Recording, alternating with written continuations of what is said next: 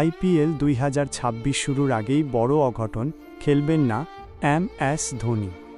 Chennai super kings আগামী সোমবার CSK তাদের প্রথম ম্যাচ গুয়াহাটির বর্ষাপাড়া ক্রিকেট স্টেডিয়ামে রাজস্থান রয়্যালসের বিরুদ্ধে খেলতে নামবে। তবে ধোনির চোট অনেকটাই উদ্বেগ বাড়াবে।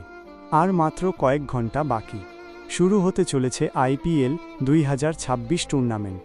কিন্তু ইতিমধ্যে চেন্নাই সুপার কিংস একটা বড়সড় ধাক্কা খেয়েছে।